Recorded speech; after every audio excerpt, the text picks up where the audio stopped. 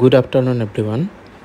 আজি যিহেতু চন্দ্ৰগ্ৰহণ আছে, আজি অৰ্থাৎ 7 ছেপ্টেম্বৰ 2025 তাৰিখে চন্দ্ৰগ্ৰহণ, গতিকে আমি চন্দ্ৰগ্ৰহণৰ বা লুনাৰ ইক্লিপছৰ বিষয়ে অকণমান কথা পাতিম। সহজ ভাষাত চন্দ্ৰগ্ৰহণ হৈছে এক মহাজাগতিক ঘটনা। যেতিয়া পৃথিৱী সূৰ্য আৰু চন্দ্ৰৰ মাজেৰে পাৰ হৈ গৈ থাকে আৰু পৃথিৱীৰ ছাঁ চন্দ্ৰত পৰে, ফলত চন্দ্ৰটো অলপ অলপকৈ আন্ধাৰ হৈ পৰে আৰু কেতিয়াবা ই ৰঙা দেখিবলৈ পোৱা যায়, মানে ব্লাড মুন।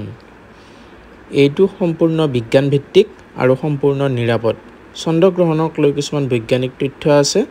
এইটো হৈছে চন্দ্ৰগ্ৰহণ কেৱল পূৰ্ণিমাৰ দিনাখনেই সংঘটিত হয়, যেতিয়া সূৰ্য আমাৰ পৃথিৱী আৰু চন্দ্ৰ একে ৰেখাত থাকে, আৰু এইটো এটা টাৰ্ম আছে, সেইটো হ'ল CZUG, আৰু আমাৰ পৃথিৱী মাজত থাকে। দেখা পাইছে এই ফটোখনত পৃথিৱীটো মাজত আছে আৰু চন্দ্ৰটো আন্ধাৰ হৈ গৈছে।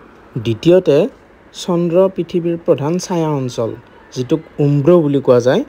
প্ৰধান ছায়া অঞ্চলত প্ৰৱেশ কৰোঁতে সূৰ্যৰ পোহৰ পৃথিৱীৰ বায়ুমণ্ডলৰ ভিতৰত সিঁচৰতি হৈ পৰে আৰু সৰু নীলা ৰশ্মি বিচ্ছুৰিত হৈ ওলাই যায়, যাৰ ফলত চন্দ্ৰটো ৰঙা ৰঙৰ বা ব্লাড মুন হিচাপে প্ৰকট হয়। এই চিত্ৰত আপোনালোকে যিটো দেখিছে উম্ব্ৰাৰ সময়ত আচলতে পূৰ্ণগ্ৰাস যিটো চন্দ্ৰগ্ৰহণ সেইটো হয়, আৰু যিটো পেনুম্ব্ৰা আছে সেইটোৰ সময়ত আংশিক চন্দ্ৰগ্ৰহণ হয়, মানে আংশিকভাৱেহে ই অন্ধকাৰ হৈ পৰে। তৃতীয়তে, বছৰি সাধাৰণতে 2 পৰা 3 বাৰ চন্দ্ৰগ্ৰহণ হয় আৰু কেইবা ঘণ্টা ধৰি চলি থাকে। পূৰ্ণগ্ৰাস বা উম্ব্ৰা যিটো মানে আমাৰ চন্দ্ৰগ্ৰহণ, সেইটো প্ৰায় 2 ঘণ্টালৈকে থাকে। আজিৰ দিনটোত হ'ব লগা পূৰ্ণগ্ৰাস যিটো চন্দ্ৰগ্ৰহণ, এইটো এই দশকৰ ভিতৰত দেখা দিব পৰা আটাইতকৈ দীঘলীয়া ব্লাড মুন হ'ব। পূৰ্ণগ্ৰাস অৱস্থা প্ৰায় 82 মিনিট বা 82 মিনিট ধৰি চলি থাকিব। এই গ্ৰহণটো ভাৰতবৰ্ষৰ লগতে এছিয়াৰ বৃহৎ অংশ, অষ্ট্ৰেলিয়া, পূব আফ্ৰিকা আৰু ইউৰোপৰ কেইটামান অংশৰ পৰা সহজতে দেখা যাব। নিশা প্ৰায় আপোনালোকে মাজৰাতিৰ সময়ত যদি আকাশলৈ চায়, তেতিয়া চন্দ্ৰটো প্ৰায় গাঢ় ৰঙা ৰঙত পৰিণত হোৱা দেখা যাব। ভাৰতীয় সময়সূচী অনুসৰি আংশিক যিটো গ্ৰহণ, সেইটো নিশা 9:57 আৰম্ভ হ'ব, আৰু পূৰ্ণগ্ৰাস যিটো ব্লাড মুন, সেইটো আপোনাৰ নিশা 11:01 আৰম্ভ হ'ব আৰু শেষ হ'ব 12:23 নিশা। চন্দ্ৰগ্ৰহণক লৈ কিছুমান প্ৰচলিত কাল্পনিক ধাৰণা আছে আৰু লগতে বৈজ্ঞানিক সত্যও আছে। মই সেইসমূহ আপোনালোকৰ মাজত ৰাখিম।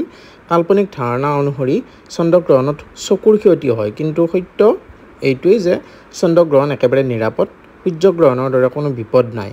কাল্পনিক ধাৰণা অনুসৰি গ্ৰহণ অমংগলসূচক, কিন্তু বৈজ্ঞানিক দৃষ্টিত এইটো এটা প্ৰাকৃতিক ঘটনা হয়, ইয়াৰ সৈতে কোনো অমংগল বা নেতিবাচক শক্তিৰ সম্পৰ্ক নাই। কাল্পনিক ধাৰণা অনুসৰি গৰ্ভৱতী মহিলাৰ গ্ৰহণত বাহিৰত যাব নালাগে, কিন্তু সত্য অনুসৰি এনেধৰণৰ কোনো বৈজ্ঞানিক প্ৰমাণ নাই আৰু কোনো বিপদো নাই। কাল্পনিক ধাৰণা অনুসৰি গ্ৰহণৰ সময়ত খোৱা খাদ্য বিষাক্ত হৈ যায়, কিন্তু বৈজ্ঞানিক যিটো সত্য সেইটো মতে ই একেবাৰে ভ্ৰান্ত ধাৰণা। চন্দ্ৰগ্ৰহণত খাদ্যৰ গুণগত মানত কোনো পৰিৱৰ্তন নহয়। গতিকে সকলোৱে চন্দ্ৰগ্ৰহণটো উপভোগ কৰক ৰাতি, আৰু ভিডিঅ'টো ভাল পালে লাইক কৰি দিব, লগতে শ্বেয়াৰ কৰি দিব, আৰু লগতে এনেকুৱা ইনফৰ্মেটিভ ভিডিঅ' পাবলৈ মোৰ ইউটিউব চেনেলটো ছাবস্ক্ৰাইব কৰি দিব। ধন্যবাদ।